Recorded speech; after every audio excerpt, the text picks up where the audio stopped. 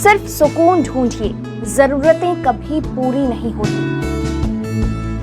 साल 2021 कई बड़ी सियासी घटनाओं का गवाह बना। गणतंत्र दिवस पर लाल किले कांड से विवाद के घेर में आया किसान आंदोलन साल खत्म होते होते विजय के उद्घोष के साथ खत्म हो गया। तो पश्चिम बंगाल में ममता बनर्जी ने न केवल अपना किला बचाया, बल्कि भाजपा को चारों खाने चित करते हुए बड़ी हार का मुंह दिखाया। वहीं कोरोना की दूसरी लहर ने देश को झकझोर कर रख दिया, तो कुछ बड़ी उपलब्धियां भी देश को मिली। डिफेंस स्टाफ के चीफ जनरल बिपिन रावत इसी साल दुनिया को अलविदा कह गए। नमस्कार, आजादी के अमृत महोत्सव पर इनसाइट लाइव की स्पेशल सीरीज 75 साल की 75 कहानियां देख रहे हैं आप, और मैं हूं आपके साथ कोमल। आज कहानी साल 2021 की। बंगाल में ममता बनर्जी की ऐतिहासिक जीत साल 2021 की सबसे बड़ी सियासी लड़ाई के तौर पर देखा गया। बंगाल विधानसभा चुनाव में ममता बनर्जी की पार्टी टीएमसी को ऐतिहासिक जीत प्राप्त हुई। पश्चिम बंगाल में अप्रैल में विधानसभा चुनाव हुए, जबकि मई की शुरुआत में नतीजे आए थे। कोरोना जब उत्तर भारत के हिस्सों में अति काट रहा था, तब चुनावी समर में वहां जमकर हिंसा भड़क रही थी। बीजेपी के लिए ये चुनाव मानो नाक की इज्जत का सवाल था। क्या बड़ा क्या छोटा, पार्टी के अधिकतर फायर ब्रांच नेताओं को बंगाल के रण में चुनाव प्रचार और वोटरों को लुभाने के लिए उतारा गया। लेकिन ममता बनर्जी के नेतृत्व वाली टीएमसी तीसरी बार सत्ता पर काबिज हो गई।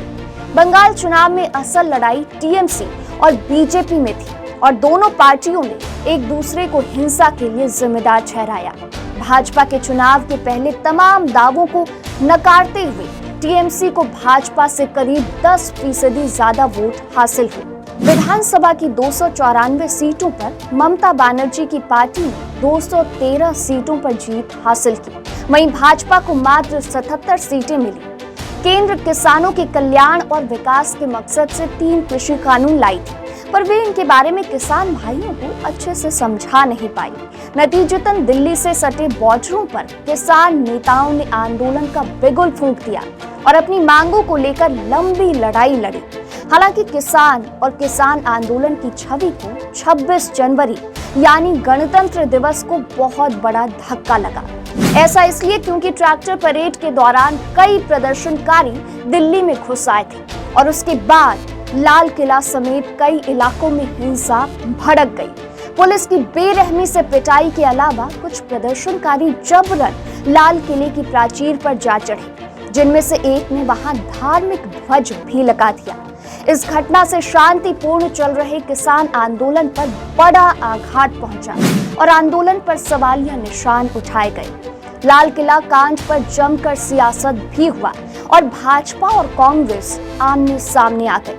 लाल किला कांड के बाद सवालों से घिरे किसान आंदोलन की प्रासंगिकता पर सवाल उठने लगे। इस बीच जब उत्तर प्रदेश पुलिस ने किसान नेता राकेश टिकैत को जबरन उठाने की कोशिश की, तो राकेश टिकैत रो दिए और टिकैत के आंसू खत्म हो रहे किसान आंदोलन में संजीवनी का काम किया। देखते ही देखते आंदोलन फिर खड़ा हो गया।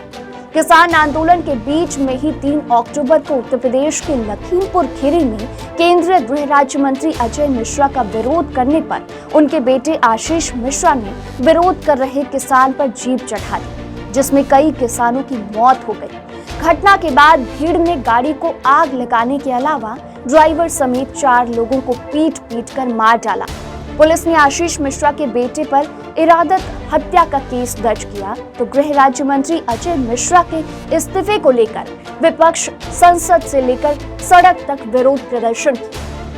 किसान आंदोलन की चुनौतियों के बीच प्रधानमंत्री नरेंद्र मोदी ने अपने मंत्रिमंडल में बड़ा फेरबदल कर अपनी पार्टी के साथ साथ विरोधियों को भी चौंका दिया। प्रधानमंत्री नरेंद्र मोदी ने डॉक्टर हर्षवर्धन, रविशंकर प्रसाद, रमेश पोखरियाल निशंक और प्रकाश जावड़ेकर जैसे कद्दावर 12 मंत्रियों को एक झटके में कैबिनेट से बाहर का रास्ता दिखा दिया। वहीं ज्योतिरादित्य सिंधिया, मनसुख मंडाविया सहित 36 चेहरों को कैबिनेट में शामिल किया गया।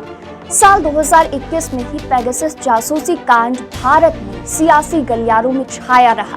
पेगासस स्पाईवेयर के जरिए देश में कई पत्रकारों और चर्चित हस्तियों के फोन की जासूसी कराने का दावा सरकार पर लगाया गया। जबकि सरकार ने इन आरोपों को खारिज कर दिया। जुलाई में सामने आई रिपोर्ट में भारत में 300 भारतीयों के फोन टैप कराने का दावा किया गया। इसमें कांग्रेस नेता राहुल गांधी, चुनावी रणनीतिकार प्रशांत किशोर, केंद्रीय मंत्री अश्विनी वैष्णव और प्रहलाद पटेल आदि के नाम शामिल थे। पेंडोरा पेपर लीक मामला भी इस वर्ष देश की प्रमुख घटनाओं में गिना जा सकता है। इन पेपर में 300 भारतीय लोगों के नाम शामिल थे, जिनमें 60 लोग ज्यादा खास थे। इनमें सचिन तेंदुलकर, अनिल अंबानी, नीरव मोदी, जैकी श्रॉफ, अजीत केरकर और किरण मजुमदार शॉ जैसे चेहरे शामिल थे। दरअसल 3 अक्टूबर को दुनिया भर में पत्रकारीय साझेदारी द्वारा लीक हुए लाखों दस्तावेजों को पेंडोरा पेपर्स कहा गया। इसमें भारत समेत 91 देशों में वर्तमान और पूर्व विश्व नेताओं, राजनेताओं और सार्वजनिक अधिकारियों के वित्तीय रहस्यों का खुलासा करने का दावा था।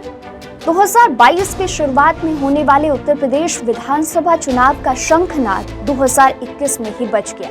देश के सबसे बड़े राज्य को जीतने के लिए सत्तारूढ़ पार्टी भाजपा और मुख्य विपक्षी दल समाजवादी पार्टी और कांग्रेस ने अपनी पूरी ताकत झोंक दी। चुनाव से पहले अपने खेमों को मजबूत करने के लिए भाजपा और समाजवादी पार्टी छोटे छोटे दलों के साथ गठबंधन करती रही।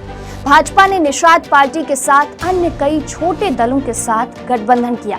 वहीं भाजपा को सत्ता से बेदखल करने के लिए समाजवादी पार्टी ने राष्ट्रीय लोकदल के साथ गठबंधन किया। तो 2017 की हार से सबक लेते हुए अखिलेश यादव चाचा शिवपाल यादव को अपने साथ लाने में कामयाब रहे।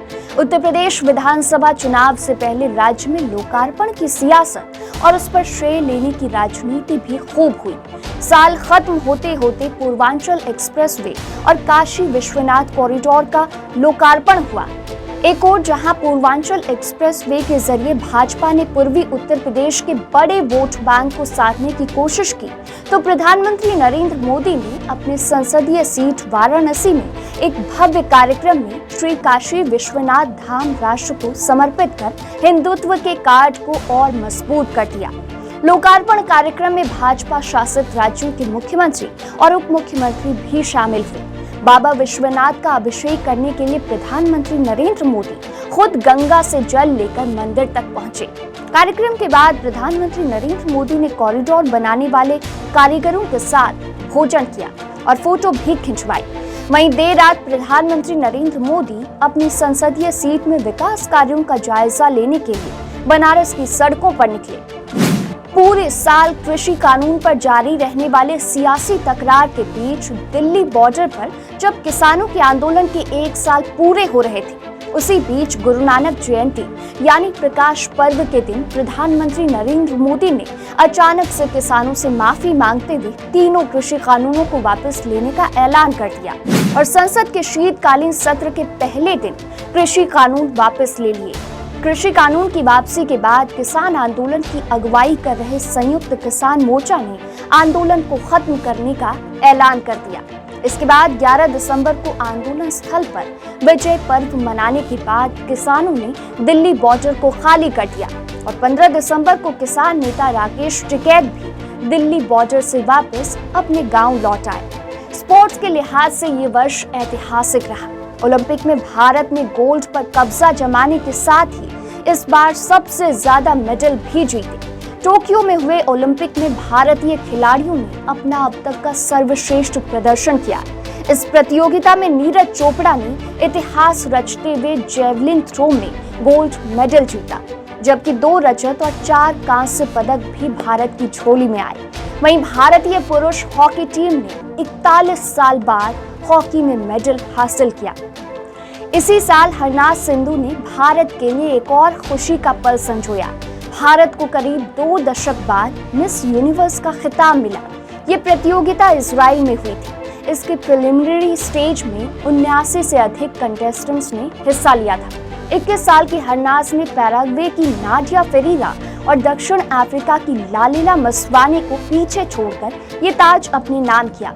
1994 में सुष्मिता सेन, साल 2000 में लारा दत्ता ने भी देश के लिए मिस यूनिवर्स का खिताब जीता था। 2021 ने भारत से उसके कुछ वीर सपूत और फिल्मी सितारे भी छीन लिए। 8 दिसंबर को एक दुखद हेलीकॉप्टर घटना में भारत के पहले सीडीएस बिपिन रावत का निधन हो गया। इस चॉपर हादसे में सीडीएस बिपिन रावत, उनकी पत्नी समेत 14 जवान शहीद हो गए। जाने माने एक्टर दिलीप कुमार ने भी इसी साल जुलाई में दुनिया को 98 साल की उम्र में अलविदा कह दिया। वो काफी बीमार चल रहे थे। वहीं टीवी सोप्स की दुनिया से निकलकर बिग बॉस के मंच तक पहुंचे मेहनती कलाकार सिद्धार्थ शुक्ला 2 सितंबर को नहीं रहे। 40 साल की उम्र में उन्हें दिल का दौरा पड़ना और फिर हम सबको छोड़कर चले जाना किसी को समझ नहीं आया। तो इसी के साथ हमारे 75 एपिसोड का सफर यहीं खत्म होता है। उम्मीद है आपको ये सीरीज पसंद आई हो। धन्यवाद।